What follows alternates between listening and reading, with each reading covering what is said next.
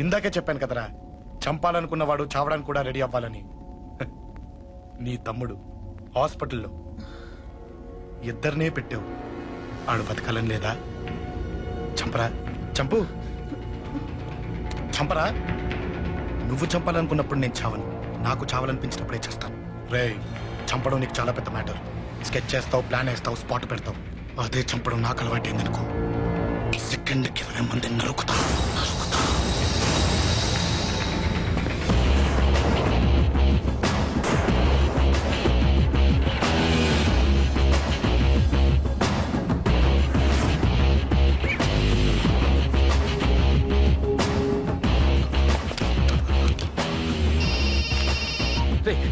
తమ్ముడు ఇక్కడ? ఈయనే హాస్పిటల్లో ఉన్నాడు. తమ్ముడు మన కంట్రోల్లోనే ఉన్నాడా? హాస్పిటల్ మన కంట్రోల్ ఉందన్నా. మరి అశోక్ గారు అలా అన్నాడు? అన్నా వాడు పేకుంటాడన్నా.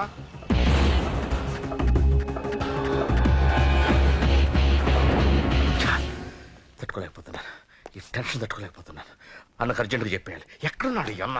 అన్నా, అన్నా, అన్నా, అన్నా, అన్నా.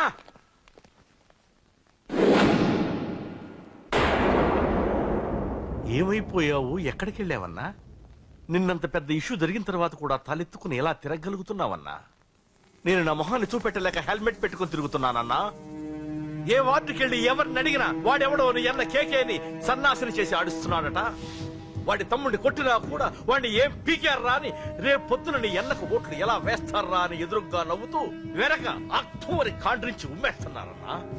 వాడిని ఎమర్జెన్సీగా ఏదో ఒకటి చెయ్యాలన్నా, చెయ్యకుండా వదిలేసావనుకో వాడు ఏదో ఒక రోజున నడి రోడ్డున నిన్ను నీ వెహికల్ ని ఆపి నీకు వార్నింగ్ ఇస్తాడు.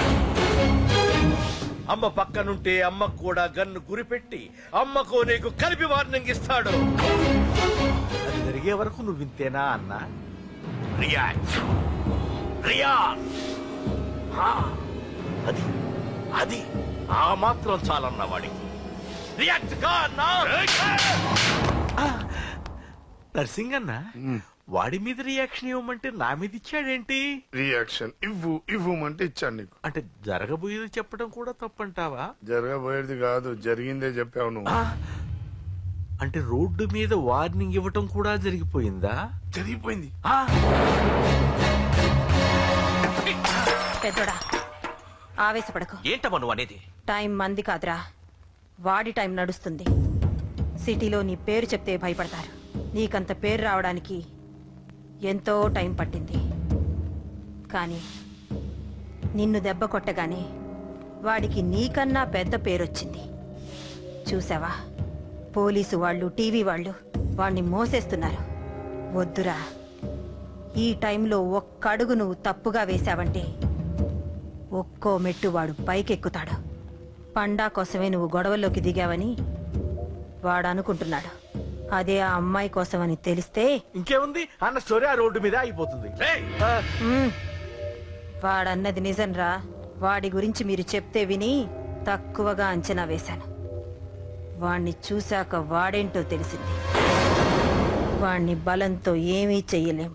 తెలివితో చంపాలి, తెలివిగా చంపాలి. నేను చెప్తాగా.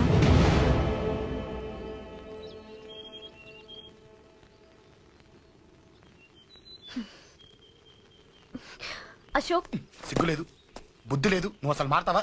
నువ్వు మారవు. ఎప్పుడు చూడు గొడవలు గొడవలు గొడవలే. అమ్మ చెప్తే వినవు, నాన్న చెప్తే వినవు, ఫ్రెండ్స్ చెప్తే వినవు, ఆఖరిగా దేవుడు చెప్పినా వినవురా నువ్వు. అశోక్, నాకు తెలుసు అంజలి ఇక్కడికి ఎందుకు తీసుకొచ్చావు, ఏం చెప్పాలని తీసుకొచ్చావు కూడా నాకు తెలుసు. నా మీదే ప్రాణాలు పెట్టుకొని బతుకుతున్నావు నువ్వు. నీ కోసం కూడా నేను మారట్లేదంటే నాకు శిక్ష పడాల్సిందే, పడాల్సిందే. నేను చేసింది తప్పని నీకు అనిపిస్తే నువ్వే శిక్ష వేసినా నేను రెడీ.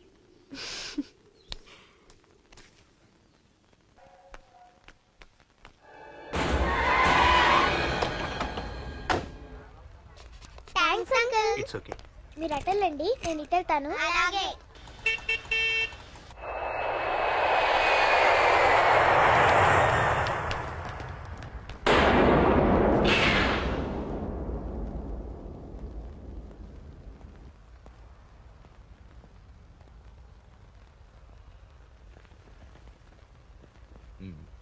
మీరెవరో నాకు తెలీదు. కేకే సార్, మీతో నాకే గొడవలు లేవు. మీకు కావాల్సిన మనిషి వేరెవరో అయి ఉంటారు. వీళ్ళు కన్ఫ్యూజ్ అయిన తీసుకొచ్చారు. అశోక్ చచ్చిపోవాలి. సార్ సార్ ఏం చెప్తున్నారు మీరు? వాడు మా దారి కట్టొస్తున్నాడు. నేను అసెంబ్లీలో కూర్చోవలసిన వాడి నన్ను పబ్లిక్ లో దెబ్బతీశాడు. నేను చేసుకోవాలనుకునే అమ్మాయిని వాడు ప్రేమిస్తున్నాడు. సార్ అశోక్ నా కొడుకు ఒక్కప్పుడు, కానీ ఇప్పుడు నాకు వాడికి ఏ సంబంధం లేదు. అది నాకు అనవసరం. వాడు బతకాలంటే ఒకటే ఛాన్స్. వాడి కాళ్ళు పట్టుకుంటావో కొట్టి కంట్రోల్లో పెట్టుకుంటావు. మళ్ళీ వాడు నా జోలికి రాకూడదు, నా ఎదురు పడకూడదు. చూడండి, మీ గొడవలు ఉంటే మీరు చూసుకోండి. దయచేసి నన్ను ఇందులో లాగొద్దండి. నేనేం తప్పు చేయలేదు. వాడిని కనట నువ్వు చేసిన తప్పు, నా మాట వినకపోవడం ఇంకో తప్పు. మీరు ఎన్నైనా చెప్పండి, ఏమైనా చేసుకోండి, నాకనవసరం. అయితే చచ్చిపోరా నా కొడక. అంకుల్ రేయ్, అంకుల్ డొనేషన్ ఇవ్వండి అంకుల్. దేనికి? హార్ట్ ప్రాబ్లం ఉన్న చిన్న పిల్లలకి ఆపరేషన్ చేయడానికి అంకుల్. ప్లీజ్ అంకుల్, ఎంతో కొంత ఇవ్వండి అంకుల్. Thanks uncle. ఇదిగోండి, ఇది దేనికి? ఈ రోజు నా birthday uncle. Happy birthday. Thank you uncle. Bye. Bye.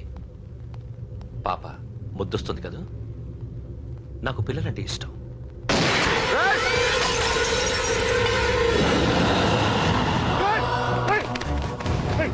పాపరా పసి పిల్ల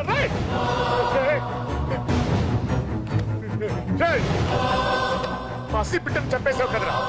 నువ్వేంటి మనిషివా పశువా? పశువునే. ఆ పాప నేనేం చేసిందిరా? డిస్టర్బ్ చేసింది. ఎవరడ్డొచ్చినా అంతే. ఎవడి కూతురో చేస్తే ఇంత టెన్షన్ అయిపోతున్నావే? అదే నీ కూతురైతే నాకు చంపడం ఈజీ. నీ పెళ్ళాన్ని చంపడం ఈజీ. నిన్ను చంపడం చాలా చాలా ఈజీ.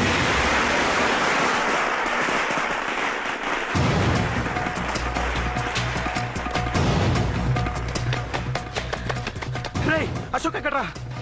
అశోక్ ఎక్కడ్రా? అడుగు అశోక్. ఏంట్రా? ఏంటి? నాన్న నాన్న నాన్న నాన్నకేమైందిరా? నాన్న నిన్ను రమ్మన్నాడ్రా. నిజంగానా? నిజం రా, నాన్న నిన్ను రమ్మన్నారు.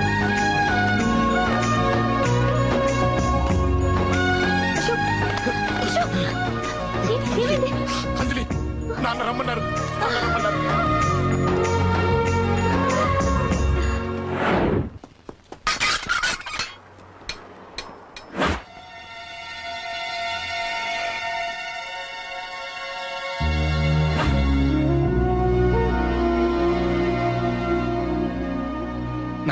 రాజా, నేనేదో అభిమానంతో వాడిని ఇక్కడికి రమ్మనలేదు.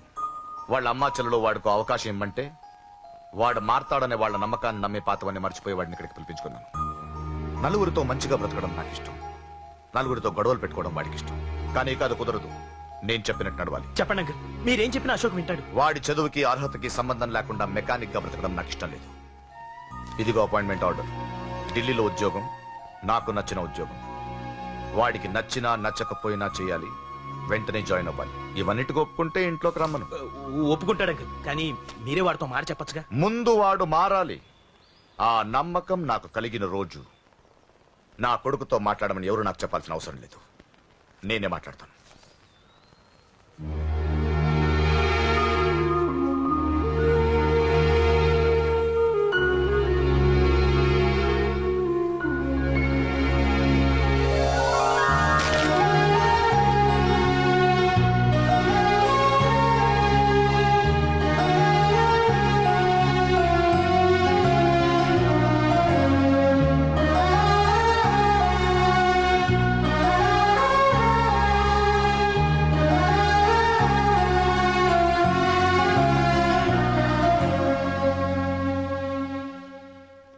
అశోక్ చాలా ఆనందంగా ఉన్నాడు కదమ్మా?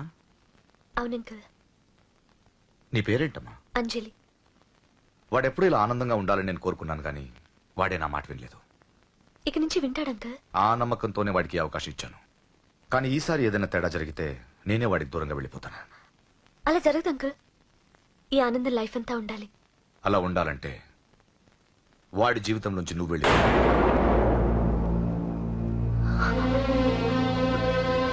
ఎందుకని అడగొద్దు. నాకు ఈ ప్రేమలో అవి నచ్చవు. వాడు నాకు నచ్చిన ఉద్యోగం చేస్తున్నాడు. నాకు నచ్చిన మనిషినే పెళ్లి చేసుకుంటాడు, చేసుకోవాలి. ఇందులో ఏ తేడా జరిగినా నేను బ్రతకను.